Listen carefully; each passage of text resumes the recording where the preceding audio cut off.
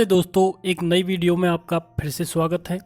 दोस्तों आज हम राजस्थान का एकीकरण पढ़ने वाले हैं। दोस्तों राजस्थान का एकीकरण राजस्थान की सभी प्रतियोगी परीक्षाओं के लिए उपयोगी टॉपिक है और इसको हम डिटेल से जानेंगे। दोस्तों शुरुआत करते हैं कुछ महत्वपूर्ण बातों से जिन्हें जानना राजस्थान के एकीकरण को पढ़ने से पूर्व बहुत ज़रूरी है ताकि आपके मन में एक कॉन्सेप्ट सेट हो सके। दोस्तों हम स्टार्ट करते हैं और चलते हैं आगे, राजस्थान के एकीकरण का अध्ययन करते हैं। दोस्तों राजस्थान के एकीकरण से पहले हम जान लेते हैं कि जून 1945 में क्लीमेंट एटली के नेतृत्व में लेबर पार्टी की सरकार बनी। दोस्तों पहले चर्चिल प्रधानमंत्री था, उसकी जगह पर क्लीमेंट एटली बना और 20 फरवरी 1947 को उन्होंने एक घोषणा करवाई इस सरकार ने कि जून 1947 तक भारतीय सत्ता हस्तांतरण कर दी जाएगी तथा माउंटबेटन को भारत का गवर्नर जनरल बनाकर 4 जून को विभाजन की घोषणा करवाई और 15 अगस्त 1947 को सत्ता हस्तांतरण की बात कही गई। दोस्तों इसी क्रम में मई 1946 में कैबिनेट मिशन के ज्ञापन के आधार पर ब्रिटिश सरकार ने घोषणा में कहा कि छोटी छोटी जो रियासतें हैं उन्हें आपस में मिलाकर बड़ी इकाई बनाई जाएगी या उन्हें पड़ोस की बड़ी रियासत या प्रांतों में मिला देना चाहिए। इस प्रकार की राय प्रकट की गई। और दोस्तों इसी परिप्रेक्ष्य में सरदार वल्लभ भाई पटेल ने घोषणा की कि वे ही रियासतें अपना पृथक अस्तित्व बनाए रख सकती हैं जिनकी जनसंख्या 10 लाख व वार्षिक आय 1 करोड़ रुपए या इससे अधिक हो। दोस्तों इस शर्त को राजस्थान की मात्र 4 रियासतें पूर्ण करती थी जिनमें जयपुर, जोधपुर, बीकानेर व उदयपुर सम्मिलित थी। तो दोस्तों आगे हम पढ़ते हैं भारतीय रियासती विभाग को।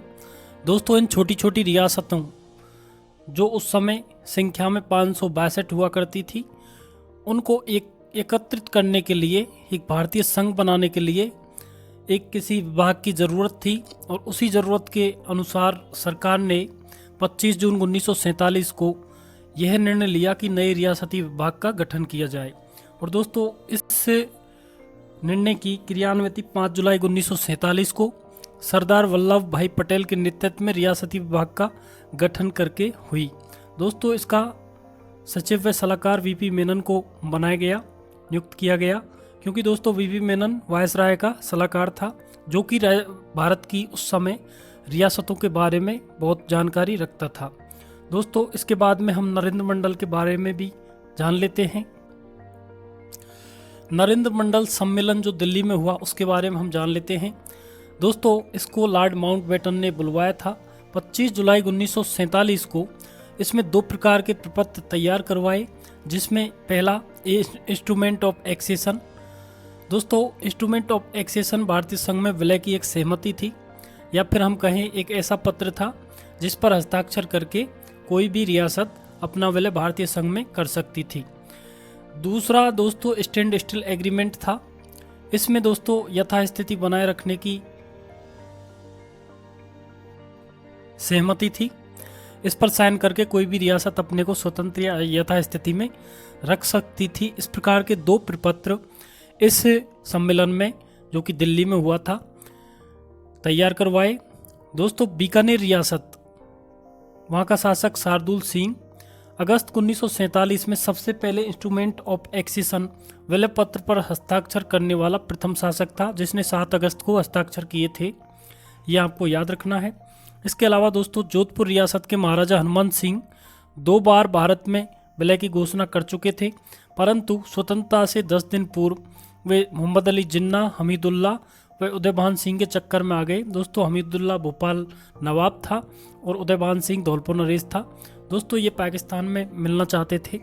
बाद में वायसराय व मेनन के समझाने के बाद भारत में इन्होंने सम्मिलित होने की बात मान ली।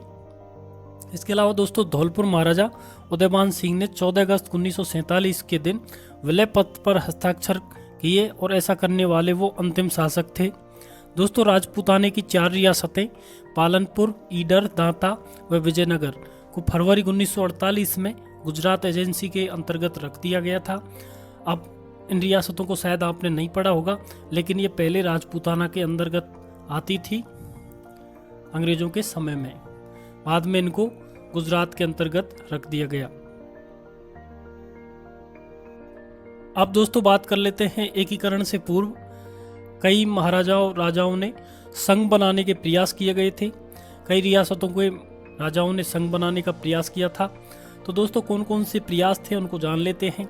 दोस्तों राजस्थान यूनियन के नाम से एक संघ बनाने का प्रयास उदयपुर महाराणा ने किया। दोस्तों 25 से 26 जून 1946 को उदयपुर में एक सम्मेलन राजपूताना, मालवा व गुजरात के नरेशों का बुलाया तथा यह सम्मेलन असफल रहा। इसके अलावा दोस्तों राजपूताना संघ, यह जयपुर महाराजा सवाई मान सिंह ने जयपुर के प्रधानमंत्री वीटी कृष्णचारी के सुझाव के अनुसार राजस्थान के राजाओं का सम्मेलन बुलाया था और दोस्तों प्रस्ताव रखा था कि उच्च न्यायालय, उच्च शिक्षा, पुलिस आदि विषय संघ के नियंत्रण में व शेष राज्यों के पास रहें। यह शर्त अगर स्वीकार नहीं हो तो छोटे राज्य अपने बड़े पड़ोसी राज्य के साथ मिल जावें। और दोस्तों इसके बाद में बीकानेर महाराजा शार्दुल सिंह ने भी लोहारू को अपने राज्य में विलय करने का प्रयास किया था, वह भी असफल रहा था। दोस्तों इसके अलावा हाड़ौती संघ बनाने का प्रयास कोटा महाराव भीम सिंह के द्वारा किया गया। उन्होंने कोटा, बूंदी, झालावाड़ रियासतों को मिलाकर बृहत्तर कोटा राज्य के निर्माण का प्रयास किया गया, यह भी असफल रहा। इसके अलावा दोस्तों बांगड़ संघ बनाने का प्रयास डूंगरपुर महारावल लक्ष्मण सिंह ने डूंगरपुर, बांसवाड़ा, कुशलगढ़, प्रतापगढ़ को मिलाकर बांगड़ संघ का निर्माण करने का प्रयास किया, लेकिन यह भी असफल रहा था। अब दोस्तों हम बात कर लेते हैं एकीकरण से संबंधित महत्वपूर्ण बातें। दोस्तों राजस्थान का एकीकरण 7 चरणों में हुआ। एकीकरण में 8 वर्ष 7 माह 15 दिन का समय लगा। दोस्तों 17 या 18 मार्च से स्टार्ट हुआ था 1948 से और 1 नवंबर 1956 तक पूर्ण हुआ था। तो इस प्रकार से इसमें 8 वर्ष 7 माह या 15 दिन पूर्ण समय लगा था। दोस्तों उस समय राजस्थान के एकीकरण के समय या एकीकरण से पूर्व राजस्थान में 19 रियासतें, 3 ठिकाने व 1 चीफशिप थी। राजस्थान की सबसे बड़ी रियासत जोधपुर थी और राजस्थान की सबसे छोटी रियासत शाहपुरा थी। राजस्थान की सबसे प्राचीन रियासत उदयपुर थी और राजस्थान की सबसे नवीन रियासत झालावाड़ थी। दोस्तों स्वतंत्रता के बाद राजस्थान बे श्रेणी की राज्य का दर्जा मिला हुआ था। अजमेर मेरवाड़ा स श्रेणी का चीफ कमिश्नरी प्रदेश था, जिसका शासन सीधे अंग्रेजों के नियंत्रण में था। दोस्तों भारत सरकार ने 22 दिसंबर 1953 को राज्य पुनर्गठन आयोग की स्थापना की, जिसका अध्यक्ष फैजल अली को बनाया गया। ये आपको याद रखना है। आगे दोस्तों हम चर्चा कर लेते हैं एकीकरण के समय जो 19 रियासतें थीं, 3 ठिकाने व 1 चीफ कमिश्नरी प्रदेश था, उनके नाम क्या क्या थे, कौन कौन सी थी।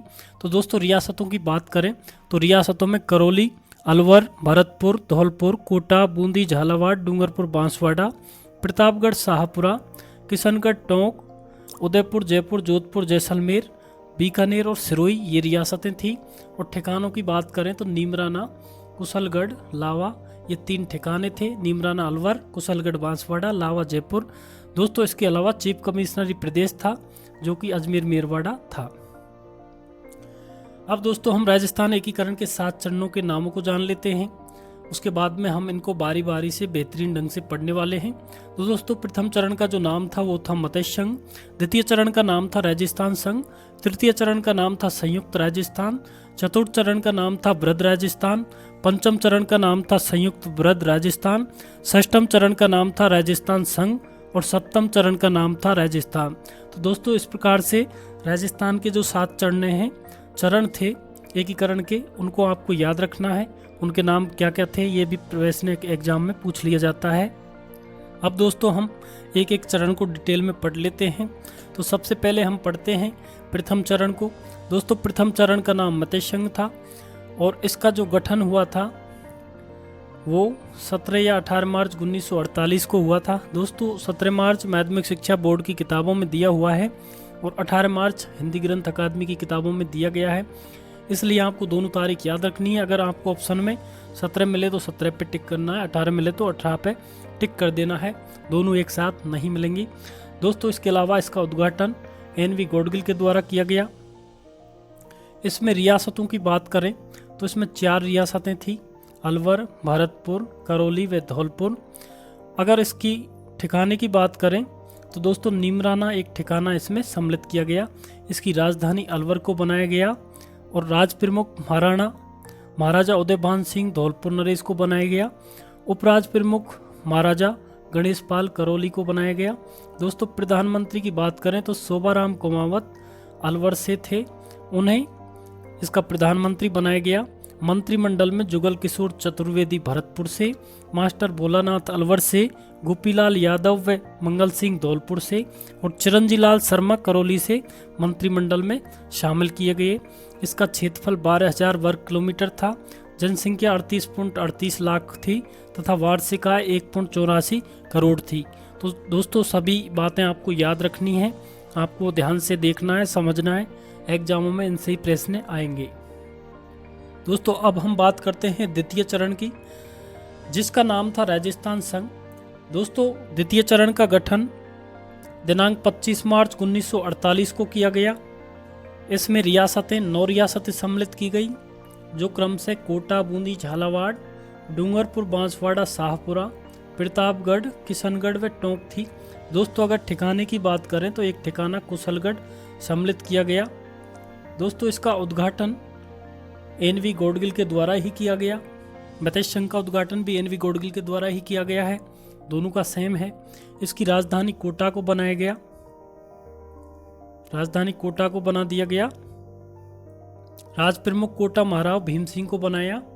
उपराज प्रमुख बूंदी महाराजा बहादुर सिंह को बनाया तथा कनिष्ठ उपराज प्रमुख डूंगरपुर महारावल लक्ष्मण सिंह को बनाया गया।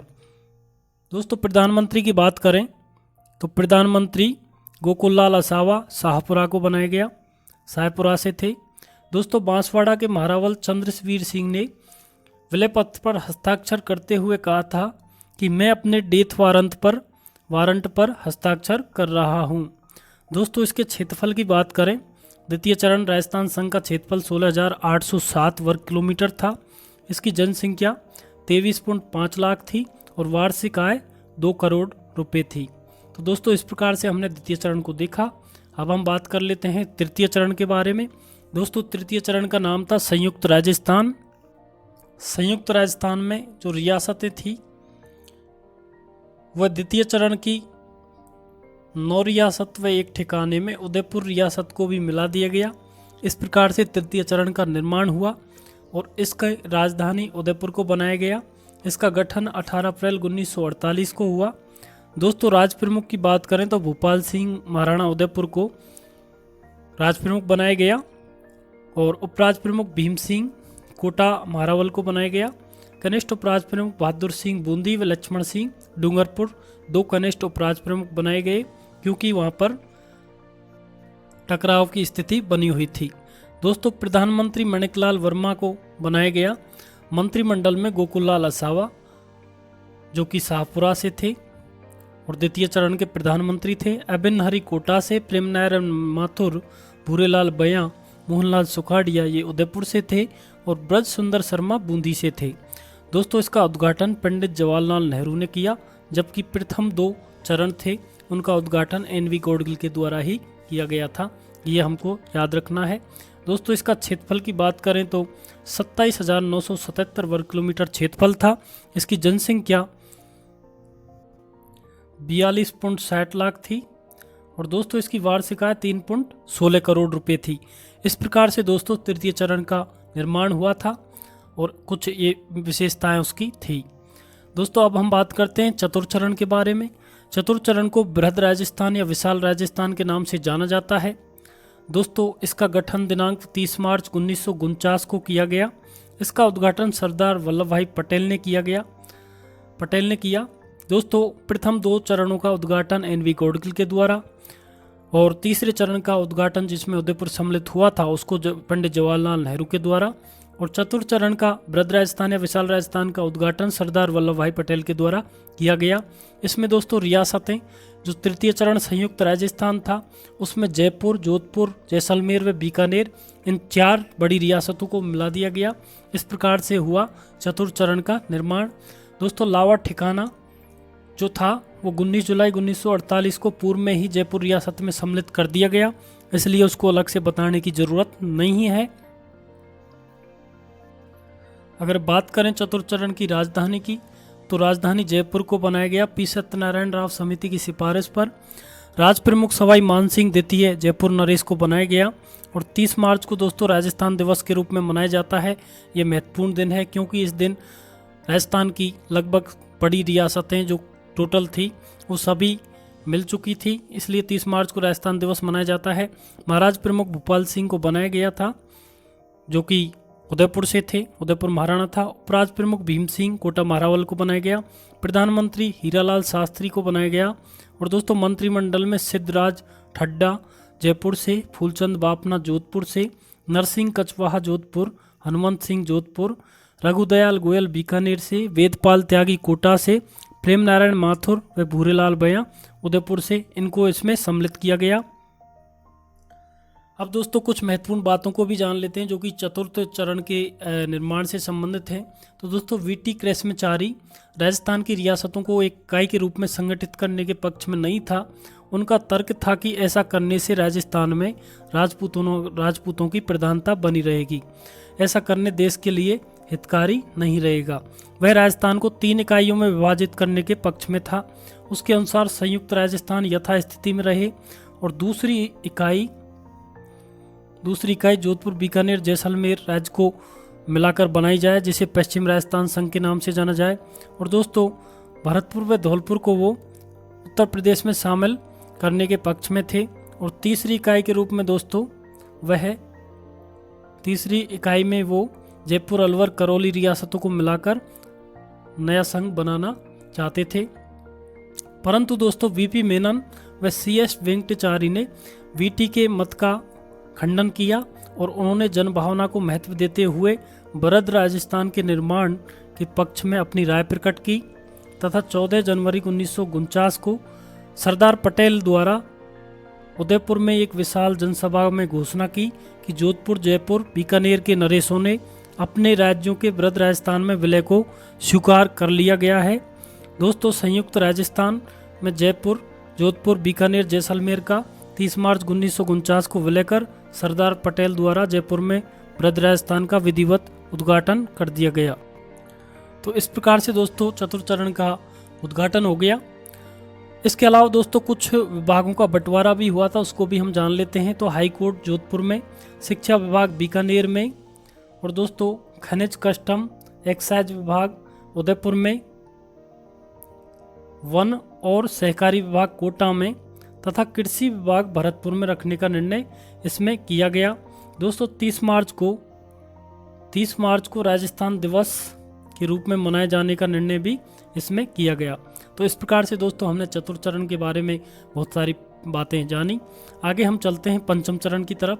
तो पंचम चरण का जो नाम था वह था संयुक्त वृहद राजस्थान। दोस्तों पंचम चरण को संयुक्त वृहद राजस्थान के नाम से जाना जाता था। इसमें जो रियासतें थी तो उसमें चतुर्थ चरण जो वृहद राजस्थान था उसमें मत्स्य संघ का विलय कर दिया गया और इसका गठन 15 मई 1949 को कर दिया गया। दोस्तों मत्स्य संघ स्वतंत्र रूप से कार्य कर रहा था, किंतु सरकार कई समस्याओं से घिरी थी। मेवों का उपद्रव सरकार के लिए चिंता का विषय था।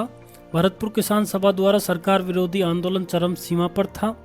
इसके अलावा दोस्तों भरतपुर किसान सभा ब्रज प्रदेश के नाम से भरतपुर व धौलपुर के अलग अस्तित्व की मांग कर रही थी, जिससे मत्स्य संघ के विघटन की आशंका होने लगी।